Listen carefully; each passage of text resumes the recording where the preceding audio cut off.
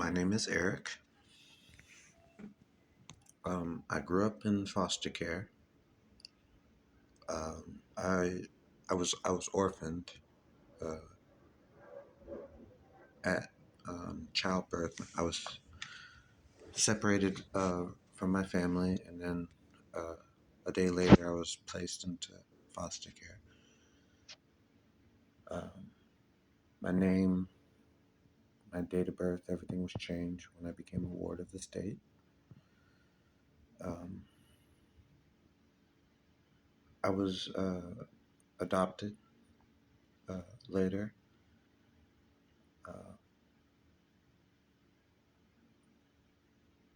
by a single man. And by the time I was 15 years old, I ran away because I couldn't be what he needed me to be. Um, and I was aware that, you know, of certain things. Like, I wasn't his son. He was not my father. Ran out into to the church. Ran to the church. Started getting really active with the church at 15. Baptized, confirmed. And I believed. I believed in the church. They called me the minister of music because I would get so excited when the uh, praise team was worshiping, and I would get a lot of people involved. I did that for some years. I was even um, um, tapped to become like a counselor. They said that they saw some potential in me and the way that other people looked up to me. So I was poised to go down that path, but then something happened with me and the church, between me and another member, and I was 17 at this time, and I went to the church and I told the church what happened to me, or what happened, period, and politics got involved because you know I was. Uh, I was considered like a non giver, or like I didn't really have money to give to the church, but I would show up whenever I could. Monday, Wednesday, Saturday, Sunday. I was there all the time. But I couldn't contribute financially, and the other party who was being accused, they were prominent members of the church. um, so I ran. I ran into the streets, and I started committing petty crimes, like shoplifting, breaking into cars, but I was just trying to feed myself. Couldn't go home because that was a mess all in itself. Um, and some nights, I just kind of sleep on one of my friend's sofa. Um, and in the daytime, I would, go and commit petty crimes to try to get money in my pocket. I even broke into a safe, which led to my first felony. By the time I was 18, I would have a warrant up for my arrest, and all my friends were telling me that I would not survive in jail, because I'm 5'5". At that time, I'm like less than 130. So, and I've always looked kind of younger than my age or whatnot. So they're trying to tell me like, hey, look, you're going to have a hard time. So I was scared. All my friends were growing up. They were going off to college. I had dropped out of school at this point because um, my um, adopted father would not renew me. I think he was bitter that I left him, and he was trying to get me to come back home. Uh, so he would not renew. Uh, he would not renew my schooling. So I as a consequences, I dropped out. I had a warrant out for my arrest. I'm 18. I'm scared. So uh, I try to commit suicide. You know, um, I tried to kill myself 5 times in 1 week. Either I'm the world's worst attempter, or something else was in play. It was crazy. Like at the end, uh, I didn't even I didn't even remove the hospital bracelet. The last time they found me on the side of the highway, uh, uh, passed out. With over a mixture of different pills in my system. It's kind of a funny story because like it's really not, but it's kind of a funny story. Like my plan was the last time I was just going to take a whole bunch of pills, wait until I got, underneath the influence. I was just going to run out in traffic and get hit by a car. Um, but I guess I got high instead, and instead of me like I'm standing. I remember I'm standing at the crossroads intersection, about to run out into traffic, and for some reason I just find it so fascinating trying to look into people's cars and see what time it is or whatnot. I completely forgot that I was trying to kill myself, and then I got so overwhelmed. I remember looking um, towards the ground by the sidewalk, and I could see a little boy sitting on the grass. And I was hallucinating, but this is what I saw. I saw a little boy sitting on the grass, and he was like, "Come sit, have a seat. You're tired. You're tired. Have a seat." And I was like, I remember thinking, I was like, "Yeah, he makes so much sense." And I just passed out. I remember like the ambulance showing up, and then I passed out again. Woke up in the hospital. They had to pump my stomach, but I mean, by the fifth time, they just committed me to the behavioral center or whatnot. Um, but that would lead to I eventually would have to go to jail. Um, I did. I was incarcerated for 2 years. By the time I get out, I'm like 21. It was kind of a good experience because I got to get um, in touch with myself. I have this problem. I run. I run all the time. Problem is with running is you carry yourself wherever you go. But when you're locked up, you have nowhere to go, so you have to kind of face your demons.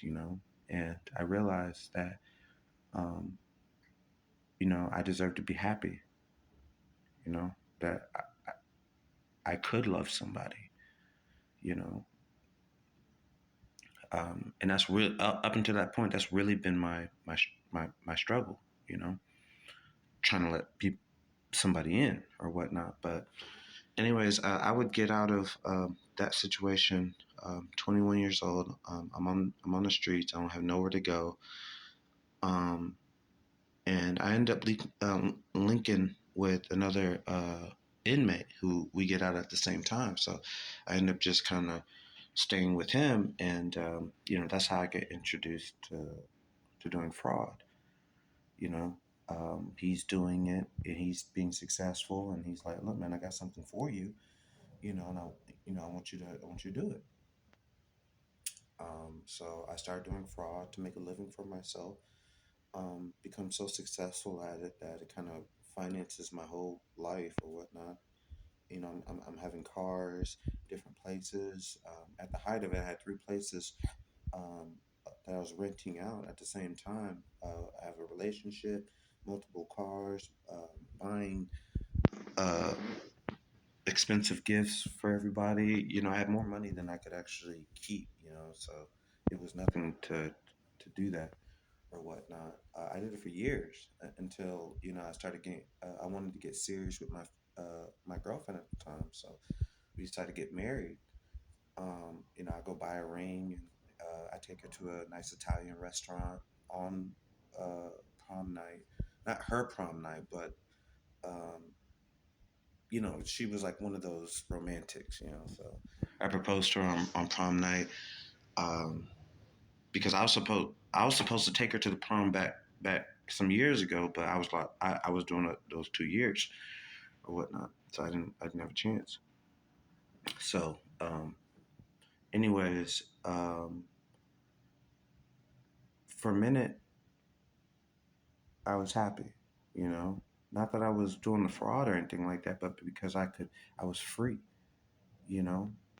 I could make a way for myself, you know, without having to be dependent on anybody or anything. You know, all I had to do was just go inside the banks and you know, except that I robbed them with a smile. Anyways, I do that to the point where you know I want to get serious. Um, and so I make the decision. And you know, at this point, I got a fiance. You know, I got more money than I really need. So I decided to go straight, get out, go legit. You know, so um, I don't know. I figured I've been robbing the banks for all these years. Why not just go to work for them? That's exactly what I do. Um, you know, I go to work for the banks. You know, but you know what they say, old habits die hard. I'll tell you what happened. I got hit with I call it triplicity storm. Three things that after I get hit with these three things, I couldn't shake it. It hurt. Within a 3 month time period, I found out that my fiance was cheating on me. Um, I found out that my adoptive father was dying. And I found out that, and I got fired from my job.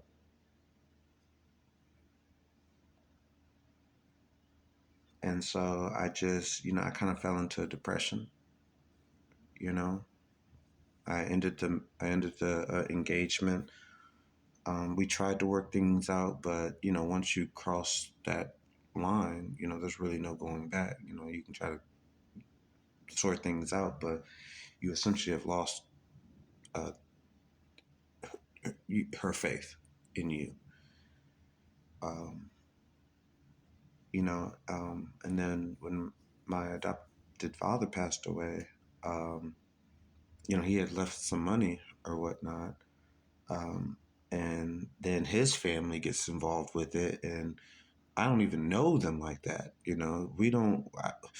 Yeah, there were some times where we grew up together when I was a child, but for the bulk of my life, I've been living separated from them.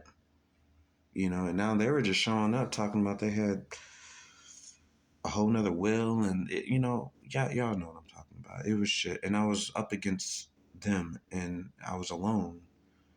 You know, so I just took the attitude where I was just gonna let the money burn out in court. I don't care. Before I give it to y'all greedy, lying, selfish people, I'll give it to the courts. Anyways, like I said, those three things really put me in depression.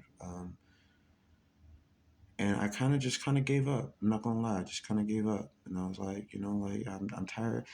I'm tired of losing. You know, I've been losing my whole life, and all I've ever tried to do was just like keep my head above water. You know, so you know, I decided to become a criminal full time.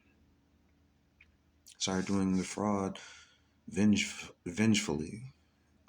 It wasn't. I wasn't even trying to have fun. I was just hurting.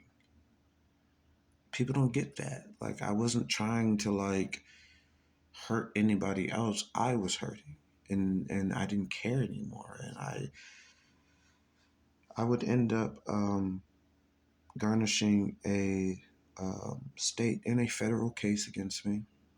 And when it came down, it all came down. You know, um, and I had to spend a lot of time in prison between the state and the feds. And I did that, but I'm glad because you know sometimes the first time it doesn't stick, you know, but that that second time, realizing that this is where the road ends for me and having to experience it, live the experience, taught me a profound lesson, you know, in the nature of stopping. You stop or you'll be stopped. Either way, the stop ends here if you're lucky. And this is, I don't, I don't know if you've ever been on the inside. It's not a good look. There's no victory there. There's no preachers. There are no doctors. They're just people who have been condemned to a choice that they wish that they could take it back.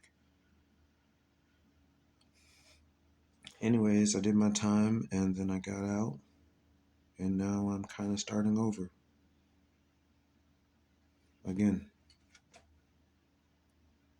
So yeah, that's my story. Shout out to God though, because I wouldn't have survived that last time without Him. So,